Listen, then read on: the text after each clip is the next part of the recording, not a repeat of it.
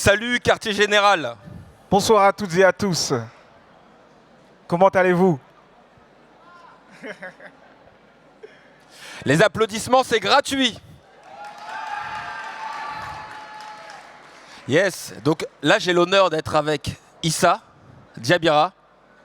Alors, moi aussi, j'ai également l'honneur d'être aux côtés de Ahmed Bouzaïd. Et je me présente, je m'appelle Issa Diabira. Du coup, j'ai 25 ans. Je suis originaire de Mulhouse, en Alsace. Mulhouse en force. Mulhouse Grand en Est. force, voilà.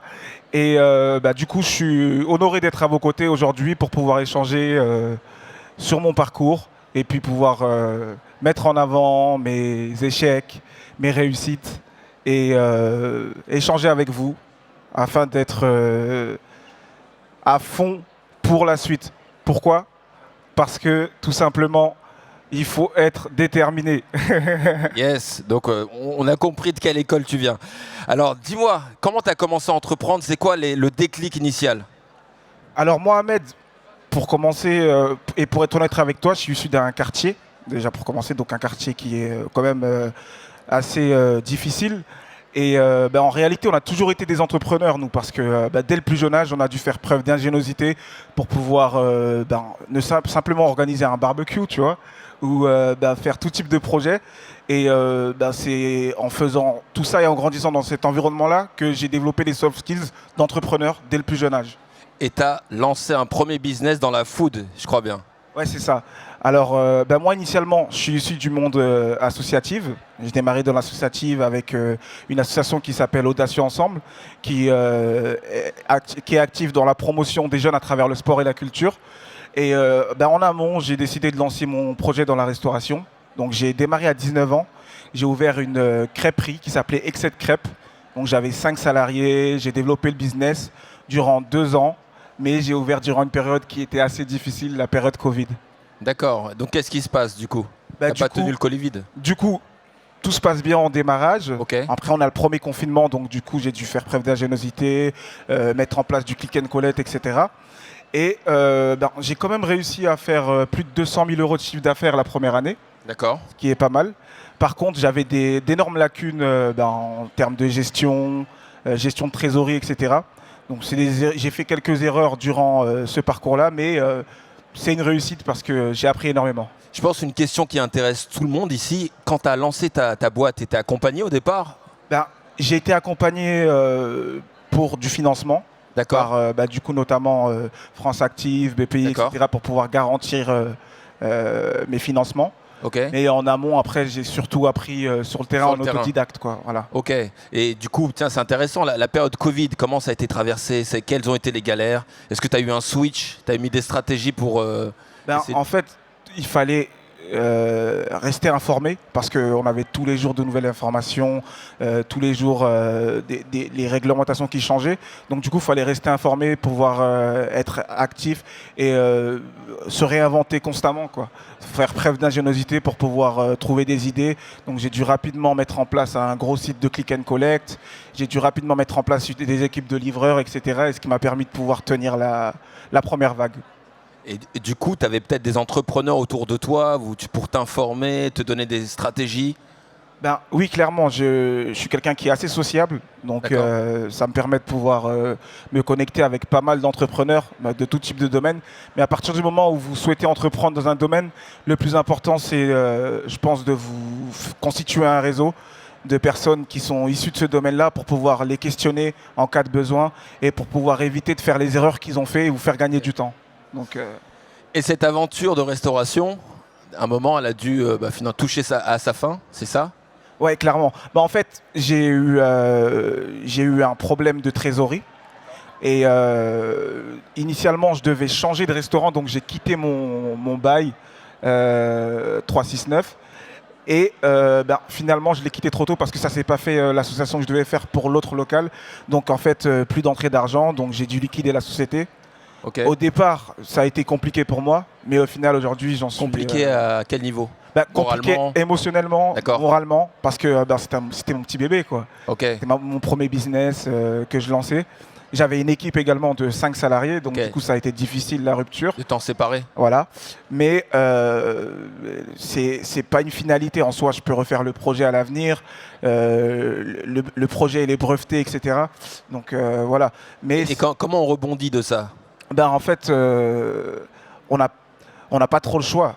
Il y a un ami à moi qui a un mentor, du coup, et il m'a dit, tu as droit à 24 heures. 24 heures pour pouvoir, si tu veux pleurer, pleure, mais tu as droit à 24 heures. Ok, d'accord. Donc comme finalement, tu t'es dit, t'as pas le choix, quoi. Voilà, t'as pas le choix. Ok. Après, tu dois te lever et tu dois marcher. C'est comme la vie, en fait. Quand on est né, on a appris à marcher. Et en marchant, on est tombé, on s'est relevé. Et c'est Ok. comme ça qu'on a appris. Et là, aujourd'hui, tu as un nouveau projet. Ouais, clairement. Alors, mon projet aujourd'hui, c'est de développer la Mindshift Business School. Bah, du coup, c'est une école d'enseignement supérieur qui est située actuellement à Mulhouse. Alors, cette année, on a 2 promotions. Ok. Du coup, BTS. Attends, avant de détailler, d'où ça vient ce plaisir? Parce qu'on veut faire le lien entre finalement la restauration et l'école. Explique-nous. Ben, en fait, justement, ouais. J'ai un parcours très atypique.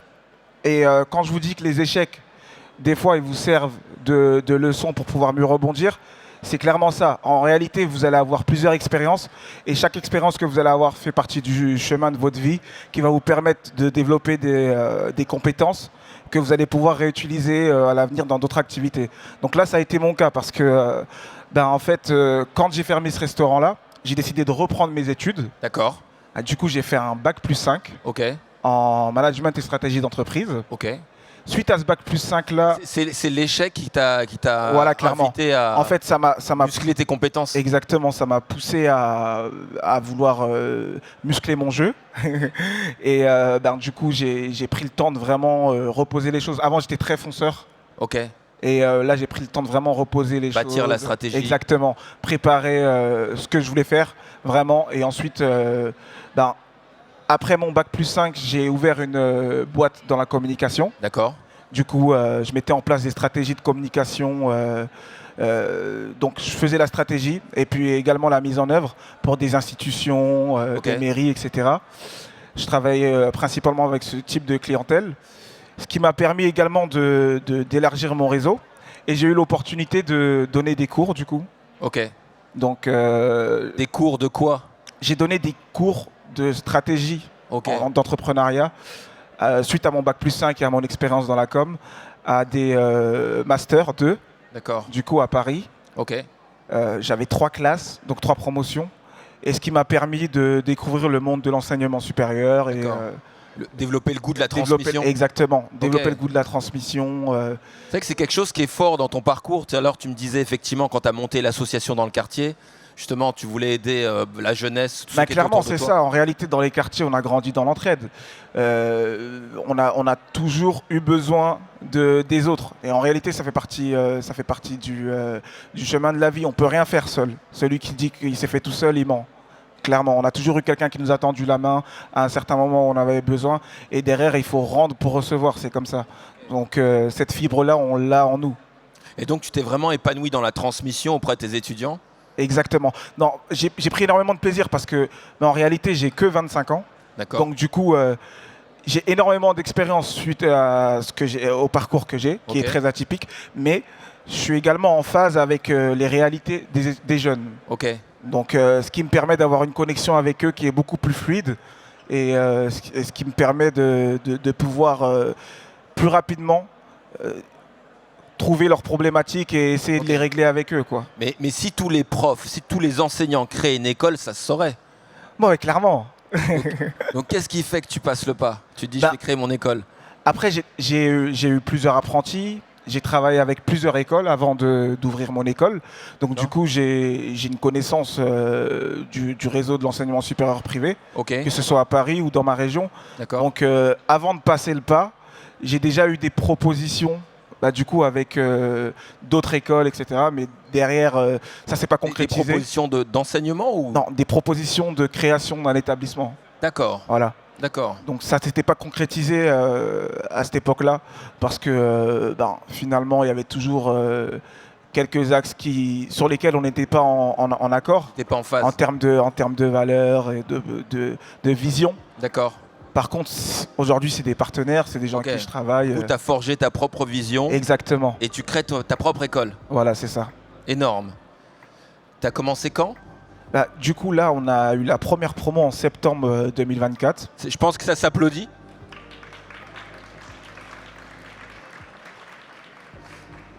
Combien d'étudiants? Là, on a une quarantaine d'étudiants. D'accord. Du coup, c'est sur des BTS. Donc, BTS MCO, c'est Management Commercial et Opérationnel. Et on a également du BTS NDRC, donc Négociation, Relations Clientèle. D'accord. Et il y a une chose qui m'intéresse, c'est que tu vois, quand tu crées ton école, là tu dis que tu as l'expertise de l'enseignement, tu enseignes l'entrepreneuriat, donc j'imagine tu connais les fondamentaux de l'entreprise, mais après l'école, ça demande aussi tout un volet administratif, tu vois, pour rentrer dans les clous, tu vois ce que je veux dire? Oui, clairement, mais après, moi j'ai mon équipe. Tu t'es entouré pour ça? En fait, j'ai mon équipe, j'ai un responsable pédagogique, j'ai mon équipe qualité pour pouvoir gérer toute la partie administrative, etc. Et puis, c'est avec eux que je développe le projet. Je ne suis pas tout seul dans mon projet. D'accord. Donc c'est toujours important de s'entourer. Bien sûr. Ok. On ne peut pas tout faire tout seul. Déjà, une vie, c'est trop court pour pouvoir acquérir énormément de compétences. Donc, ce qu'il faut, c'est s'entourer des meilleurs dans les domaines dans lesquels on n'a pas forcément les compétences. Et par contre, une chose de très importante, je pense, c'est qu'il faut savoir également contrôler. Donc, c'est bien de déléguer, mais il faut comprendre ce qu'on délègue. Et toi, c'est quoi dans le domaine dans lequel tu te sens bien? Tu dis, ça, c'est ma zone de génie, quoi, et donc je vais chercher ailleurs. Moi, personnellement, c'est le développement. Donc, développement commercial, aller toquer à la porte des gens, créer des connexions, créer des synergies. C'est ce qui me permet de développer mes projets au quotidien. Et c'est ce qui me rend heureux. J'aime pas la stabilité, j'aime pas quand c'est toujours pareil, quoi. J'aime le changement. J'aime le changement. Merci Issa Diabira. Je pense qu'on peut l'applaudir. Merci à vous.